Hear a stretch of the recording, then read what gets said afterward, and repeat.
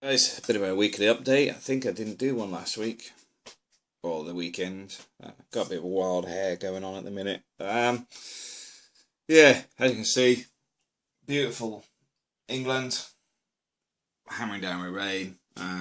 It's Monday morning, just having a cup of coffee, ready to start doing some spreadsheet work. Um, yeah, spent the weekend Sunday went and sorted all the got a new suit and stuff for the funeral. Um, Bizarre thing is, I find it really weird because I've got the same problem in Spain. If you buy cheap stuff, it doesn't fit. If I buy sort of mid-range, Marks and Spencers, that sort of stuff, no problem. Or high end, no problem. But if you go to try things that are, I don't know, say supermarket, I find the sizes don't seem to match up with the real sizes. I think it's because the Chinese cost cutting is like they take out the material. So it was a real pig to actually find some clothes on Sunday. Because one of the problems I have is I've got quite broad shoulders. So the length of my shoulders doesn't fit most of the suits available off the peg. I mean, most of it, I suppose the market these days for suits is probably the proms. So it's little skinny teenager size. So it spent hours trying to find a suit, but got one in the end. I'll end up in the skip probably shortly afterwards because it's cheap and nasty, but at the same time it's all that's available. Frustrating, but I don't have many black suits, or should I say I don't have any black suits. I mean, even here on my seat, you probably can't see, but I've got a white one, I've got a blue one, and I've got two blue ones. There's light and dark blue, etc. I don't have any black. I don't do the black suits. I normally have blue pinstripe. I don't even do grey most of the time, to be honest. So yeah, that was a bit of a pig this weekend. Friday, Saturday, we're sort of clearing out stuff. My dad's off in the Pyrenees at the moment taking photos of vultures. He's back in today, this afternoon. So I've been sort of sorting stuff out with my mother's stuff. A lot of stuff that's just going up the skip or into recycling. So that was my weekend gone.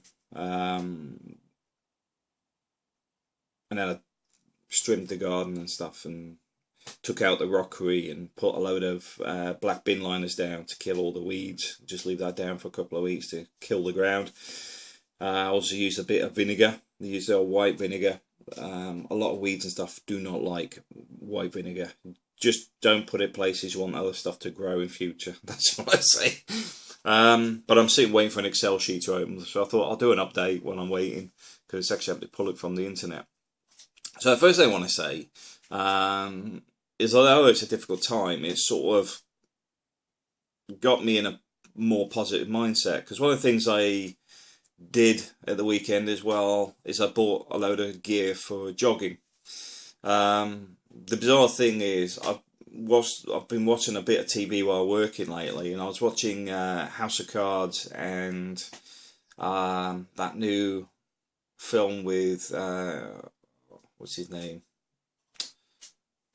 Brad Pitt, the one about Afghanistan. And I'm sitting there looking at the fact that the woman in House of Cards, the wife of the guy, she goes out jogging at 6 a.m. or whatever every day. And I looked at the guy on the Brad Pitt movie, I think War Machine. There you go. Straight off the top of my head, don't think about it and again work out what the movie was called. But with War Machine, the guy gets up every morning and runs every day. The guy's much older than me and still does it, and I'm sitting there thinking there's no real excuse. Although I'm not a fitness fanatic, I can get up at 6:30 every morning and go for a run not running, jogging. I'm not a fan of running. But I could certainly do a jog every morning. So I bought a t-shirt, bought a jogging suit, new trainers, So just got to get motivated into it. Because the funny thing is, I know once I've done the first week, it then just becomes routine for me. That's what happened last time. I lost a stone.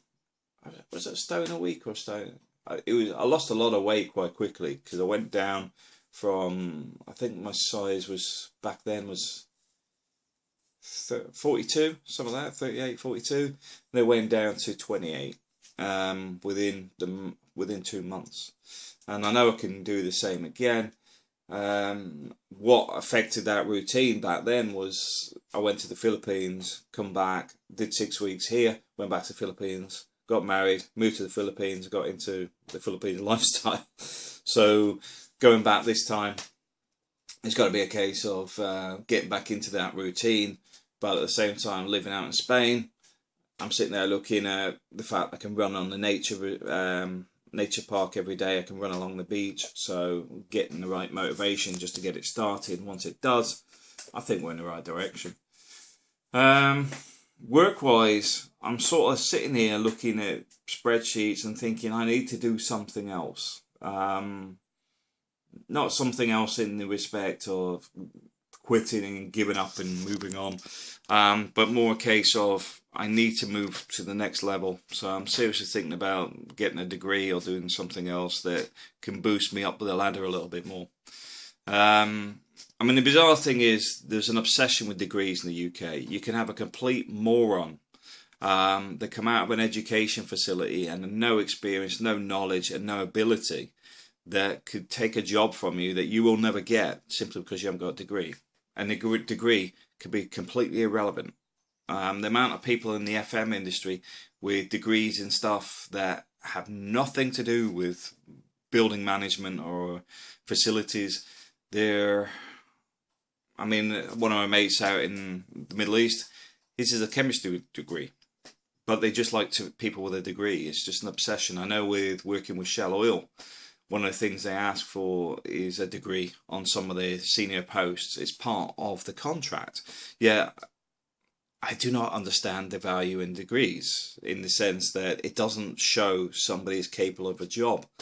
It's not even the ability to delegate or understand or whatever. I just don't understand the obsession with it. So I'm going to be looking at doing that because it's quite simply, though I hate it, I've got to just accept I've got to do it. At the same time, like I say, I'm looking at stuff that I'm doing and I'm thinking I need to move away from being a contractor. What would I be, a secondary contractor, I suppose? Because this is the joke. I mean, I say this to all main clients. I says it doesn't matter which company you get in, they get us in. You know, you'll get companies saying they've got 40 employees. They haven't. They got a man and his dog. The other 39 are people like me that contract to them. And I'm sitting here thinking, why do I need to be giving money away to these companies that aren't real companies? All they've got is the brass neck to go out and say that they're bigger than they are. Because they know that myself and others will actually do all the work. You know, we actually do it. Doesn't matter which company it is. I mean, this is the bizarre thing. I've got to sit on a sort of fence on what I can say because they do not like you saying the truth. The fact is, we work for all of them. Doesn't matter which contractor you get in, we work for all of them.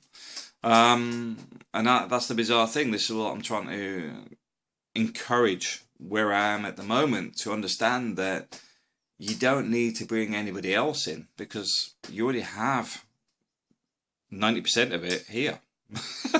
Because anything that comes in under me, I'll bring in people that I already know. So you don't actually have to take it external. At the same time, while I'm doing that, I was thinking, well, if I'm doing that for them, why the hell do I need to be doing giving the work away anyway? It's like I've got a dairy that's looking for some work for me to do.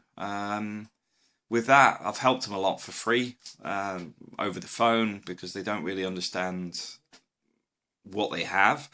At the same time, they're already saying, well, I know we're going to need you in future. So with that, I'm looking at, well, do I need to go limited? And should I go limited in the UK or Spain? Because the thing is, if I go to Spain, maybe I can actually push more expenses. I can have more flights and things like that. They just become tax deductible to the point that it actually pays for me to have a flight, because I just give it to the tax man anyway. So I'm sort of got those ideas going around in my head at the moment, because I need to move on. I need to move up. I need another couple of £1,000 a month coming in. I know this may sound like a rat race, but it's not. I'm actually wanting to get out of the rat race in the next 8 years. So to do this, I need to be aggressively increasing my income so I can actually retire early. And when I say retire, it means like stopping being in the UK if I have to. Instead, I'll be in the UK if I want to. So we'll see how that goes. The other thing is, I'm trying to get my wife and kids over for my mother's funeral, and I'll be honest with you, British Embassy in Alicante, a waste of space. I'm still waiting for a reply out of London, but Monarch Airs, they replied within a week, because the thing is, we have residency cards of Spain, because one of the things they say that your passport needs to be up to date, and as I've explained to them, it says your passport is superseded by the residency, because the visa has expired, but now that we're Spanish residents, we don't need a visa, if that makes sense. So this is what I'm explaining, because if Monaco are alright with it, I know we'll be okay in the UK. The only reason I contact the embassies is quite simply, I don't want somebody annoying me at the airport, because we're coming for a funeral, and the last thing I want is some jumped up person that doesn't understand the laws, etc., being a pain at the airport with 2 young kids that, just don't need the hassle. I'll leave it at that. But I'm trying to get the kids over and April over for the funeral, and I'm doing whatever I can to do that. I mean, this is the bizarre thing. A lot of time when you do common courtesy of contacting all the right people, you'd assume they would actually appreciate it, but it seems the whole system's back to front here.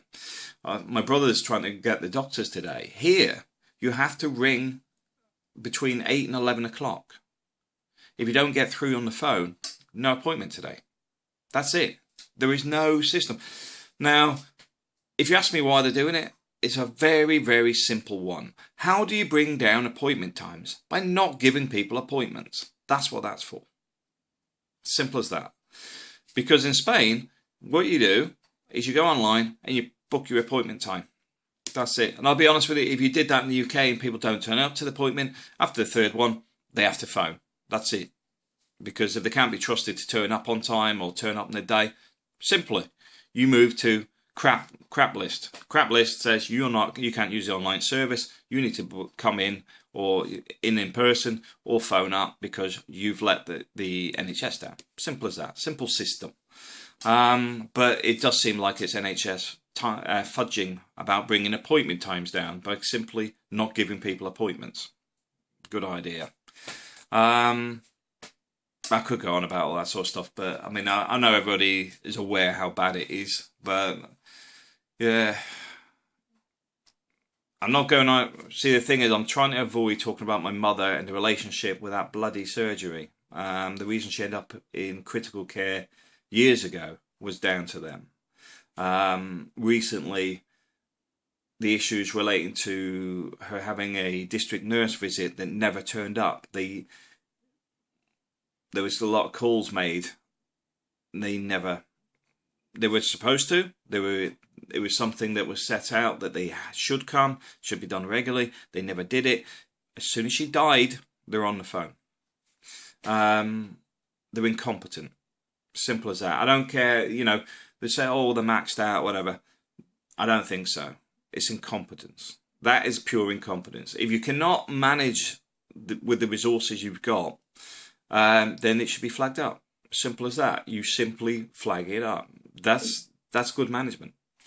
So yeah, and it's not the first time they've done something wrong.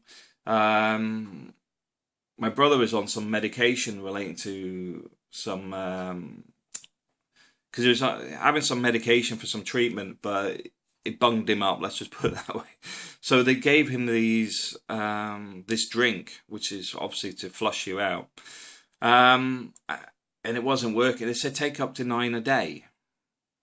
Now, that medication is actually dangerous in the fact that he was suffering with stomach cramps and stuff like that, and it's the medication they gave him.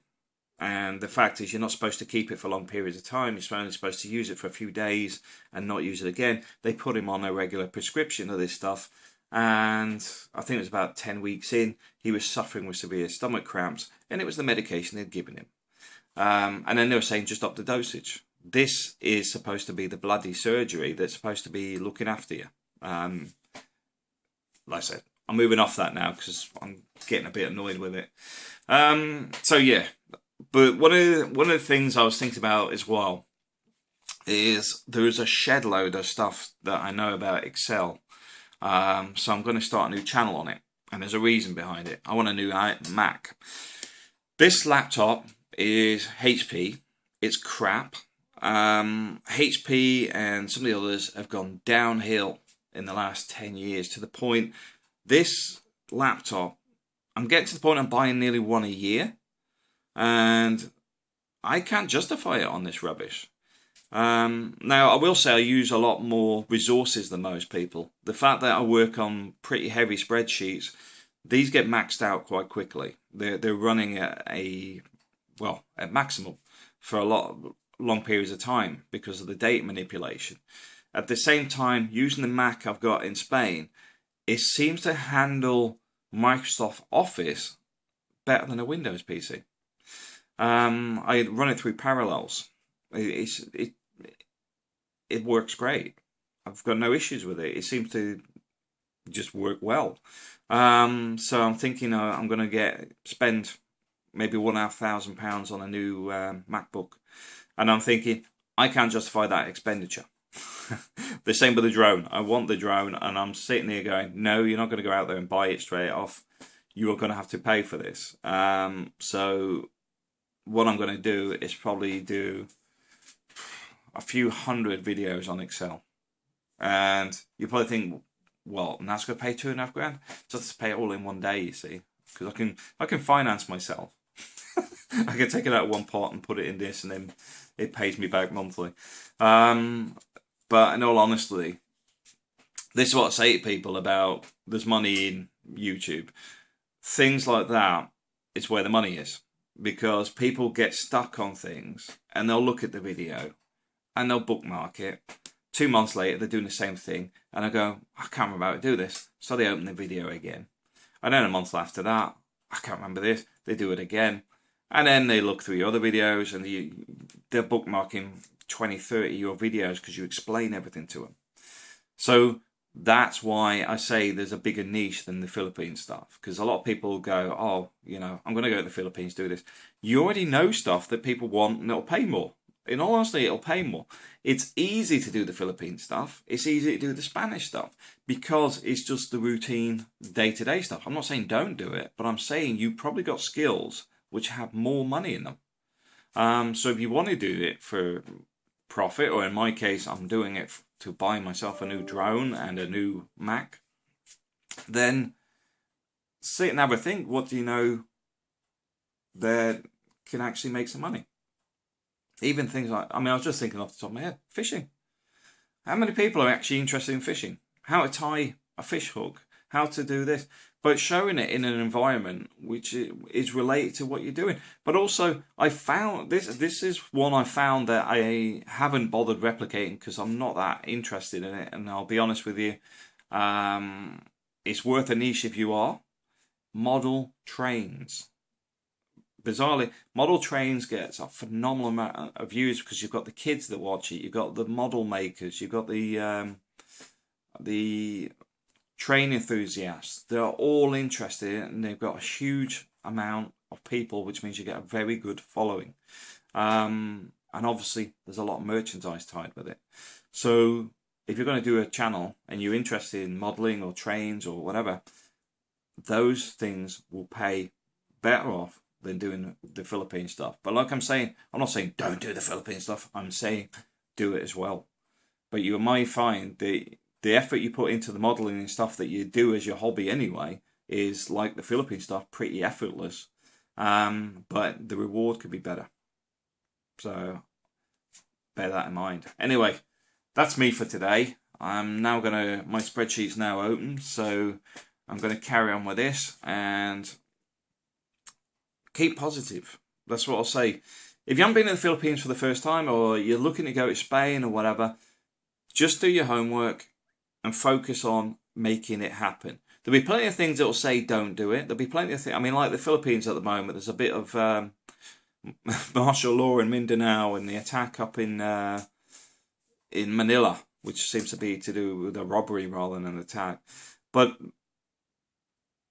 you have to understand that you, as a target, are pretty worthless. I'm not. Don't take that the wrong way. I have very little value to any organization whatsoever. The same as most of you guys. We are not billionaires. We're not politically motivated. We're not involved in mining or resources and things that can affect that economy to the point that they hate us. The only thing you have to watch is things like the London issue and the Manchester thing. But there you go. Those two locations are in the same country I'm sat in. There's a bit to think about. So I would say, don't let that put you off going somewhere you want to go.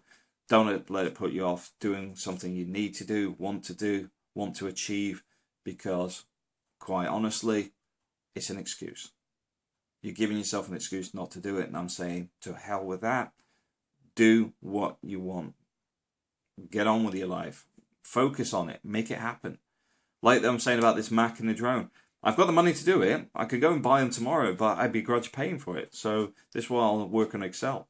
But at the same time, I know once those bits are paid for, that money will still be coming in every month. There's something to think about. This is why I did a video ages ago called Money for Nothing. This is money for nothing, because I'm sitting working on spreadsheets anyway, and I get calculations and things on there that you can spend 2-3 hours trying to work out some of this stuff. And then once you got it, you're like, oh, that was fairly easy. You know, once you know where the problem is. And then if you did a video about it, it makes it easier for everybody. What's it cost you? 5 minutes of your time? You were doing it anyway. But it could be making you $2 a month or whatever. Something to think about. Thanks for watching.